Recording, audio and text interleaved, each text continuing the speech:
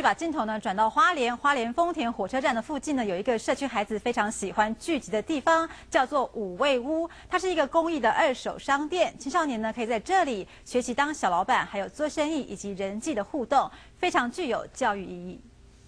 来到花莲寿丰乡的丰田火车站旁边，这一间日式的风斗古建筑叫做五味屋，是社区孩子最喜欢聚集的地方。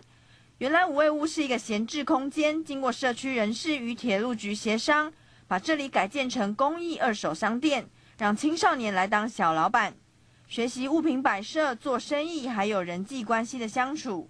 你们觉得来的五味屋好玩吗？好玩。那你们都在五味屋帮忙做什么事情？扫地。像我们一直着重在整理物资啊，然后大朋友都带着小朋友在做生意，那可能之后他们学习的那个部分会更包含阅读啊，就之后会有老师的带领阅读。社区人士加上学术团队的志工加入经营，五味屋也不断改造扩大店面，另外还提供学习阅读的空间，希望服务更多的大小朋友。